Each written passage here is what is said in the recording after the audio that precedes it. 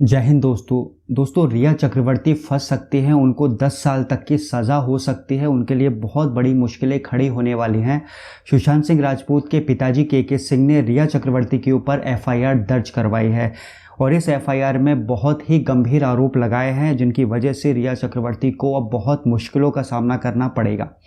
तो क्या है वो आरोप और क्या क्या लिखा है एफआईआर में कि रिया चक्रवर्ती को इतनी मुश्किलों का सामना करना पड़ सकता है, इस वीडियो में मैं आपको उसी के बारे में बताने वाला हूं।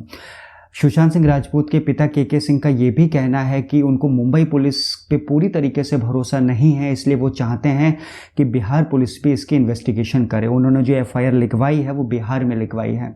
तो मैं आपको अब बताऊंगा कि कौन कौन से गंभीर आरोप हैं जो रिया चक्रवर्ती के ऊपर लगाए गए हैं। कृपया वीडियो को पूरा देखें। तो दोस्तों रिया चक्रवर्ती के ऊपर जो एफआईआर दर्ज हुई है, जो सुशांत सिंह राजपूत के पिताजी ने दर्ज करवाई है, उसमें जो पहला गंभीर आरोप लगाया है वो ये लगाया है कि रिया चक्रवर्ती का सुशांत सिंह राजपूत की लाइफ में आना एक सोची समझी रणनीति का हिस्सा था। रिया चक्रवर्ती सुशांत सिंह राजपूत का उपयोग अपने करियर में कर रही थी, अपने करियर में उसका लाभ लेना चाहती थी। दूसरा जो आरोप लगाया है वो ये लगाया है कि रिया चक्रवर्ती ने सुशांत के सारे बैंक बैलेंस को साफ कर दिया था, फाइनेंशियली उनका भरपूर इस्तेमाल किया जा रहा था। तीसरा आरोप जो लगाया गया है वो ये है कि रिया चक्रवर्ती ने सुशांत को ओवरडोज दिए दवाइयों के और मीडिया में ये बताया कि उनको डेंगू हो गया है, जबकि ऐसा कुछ नहीं हुआ था। चौथा आरोप ये लगाया गया है कि रिया चक्रवर्ती सुशांत सिंह राजपूत को ब्लैकमेल करती थी, उनसे कहती थी कि अगर वो उनकी बात नहीं मानेंगे तो वो पूरे मीडिया को ये बता देंगी कि सुशांत सिंह राजपूत पागल हैं, उनका मानसिक ट्रीटमेंट चल रहा है और इससे उनका करियर जो है वो बर्बाद हो जाएगा और कोई भी उन्हें काम नहीं देगा। डायरेक्टली इनडायरेक्टली वो कहीं ना कहीं सुशांत सिंह राजपूत को ब्लैकमेल कर रही थी। पांचवा जो आरोप लगाया है वो ये लगाया है कि रिया चक्रवर्ती ने सुशांत सिंह राजपूत का जो घर था वो छुड़वा दिया था और उनके सारे सामान पे कब्जा कर लिया था। तो जो छठा आरोप लगाया गया है के सिंह के द्वारा रिया चक्रवर्ती पे वो ये है कि सुशांत सिंह राजपूत के साथ में जितने भी उनके नौकर रहते थे या जो भी उनके विश्वास पात्र लोग थे, रिया चक्रवर्ती ने उन सबको हटा दिया था और अपनी मन मर्जी के मुताबिक वहाँ पे लोग रखे थे। सातवां जो आरोप लगाया गया है वो ये है कि रिया चक्रवर्ती और उनके परिवार वालों ने सुशांत सिंह राजपूत के क्रेडिट कार्ड, डेबिट कार्ड को अपने कब्जे में ले रखा था और लगातार उनसे पैसों का लेन देन किया जा रहा था, जो कि एक बहुत गंभीर आरोप है।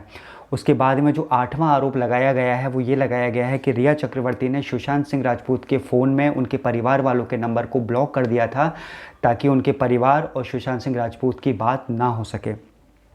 नवा जो आरोप लगाया है वो ये है कि सुशांत सिंह राजपूत को रिया चक्रवर्ती और उनका परिवार पागल खाने में भर्ती करवाना चाहता था। इसके बाद और गंभीर आरोप लगाए हैं। 10वां आरोप ये लगाया गया है कि जो रिया चक्रवर्ती हैं वो सुशांत सिंह राजपूत को उनकी मेडिकेशन का ओवरडोज दे रही थी और पूरी कोशिश की जा रही थी कि सुशांत सिंह राजपूत को पागल किया जा सके। तो 11वां आरोप ये लगाया गया कि रिया चक्रवर्ती सुशांत सिंह राजपूत को ब्लैकमेल करती थी, उनकी बीमारी को लेके उनको कहत करती थी कि अगर वो उनकी बात नहीं मानेंगे तो उनकी बीमारी को वो सार्वजनिक कर देंगी, जिससे उनको काम मिलना बंद हो जाएगा और उनका करियर बर्बाद हो जाएगा। 12वां जो आरोप लगाया गया वो ये लगाया गया कि जब सुशांत सिंह राजपूत अपने पिताजी से बात करते थे तो वो कहते थे कि रिया चक्रवर्ती और उनका परिवार सुशांत सिंह राजपूत को पागल करने पे तुला हुआ है।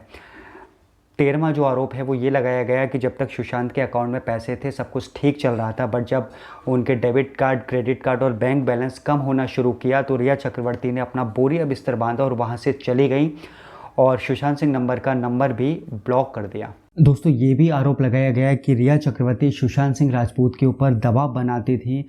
जब भी सुशांत सिंह राजपूत के पास में फिल्मों के ऑफ़र आते थे तो उन पे ये दबाव बनाया जाता था कि उस फिल्म में लीड एक्ट्रेस में रिया चक्रवर्ती को लिया जाए और ऐसा नहीं करने पर वो सुशांत सिंह राजपूत को भी उस फिल्म में काम करने से मना कर देती थी। शायद इसी की वजह से सुशांत सिंह राजपूत का जो करियर था उस पर बहुत नेगेटिव असर पड़ रहा था और सुशांत सिंह राजपूत लगातार डिप्रेशन में जा रहे थे। इन सारे बातों से तो यही लगता है कि सुशांत सिंह राजपूत के डिप्रेशन में रिया चक्रवर्ती का बहुत बड़ा हाथ था, अगर ये आरोप सही हो जाते हैं तो।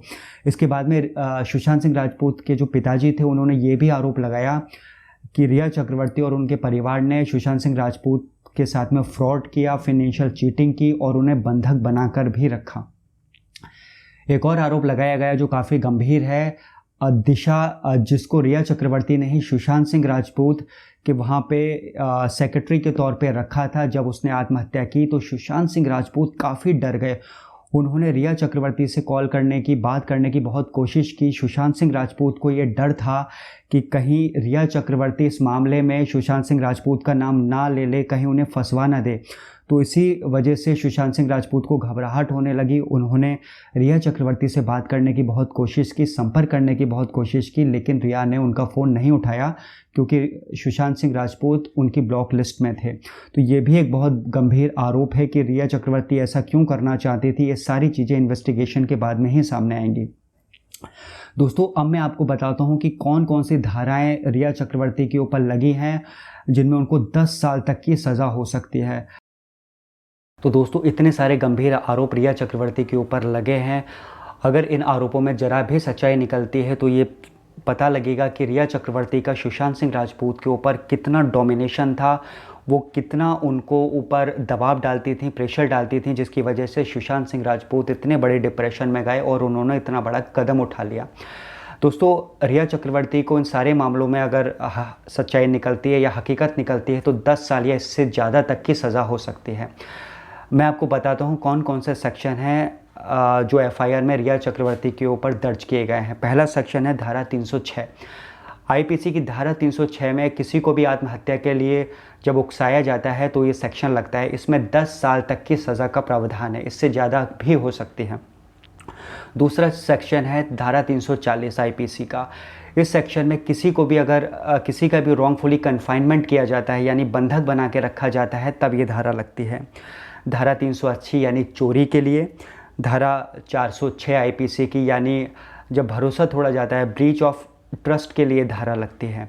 और आईपीसी की सेक्शन 420 जो कोई भी फिनेंशियल फ्रॉड के लिए या किसी भी धोखाधड़ी के लिए इस्तेमाल किया जाता है। तो ये जो इल्ज़ाम रिया चक्रवर्ती के ऊपर अगर लगे हैं, साबित होते हैं, तो उनको 10 साल या इससे ज़्यादा तक की सज़ा हो सकती है। रिया चक्रवर्ती बहुत मुश्किल में है। अब पुलिस जांच के बाद में ही सामने आएगा कि इन आरोपों में कितनी सच्चाई है, और कोई भी अपडेट आएगा या कोई भी सब्सटेंशियल न्यूज़ आएगी तो मैं आपको इसके बारे में अपडेट करूँगा। मेरे चैनल को दोस्तों लाइक कीजिए, सब्सक्राइब कीजिए और शेयर कीजिए। धन्यवाद।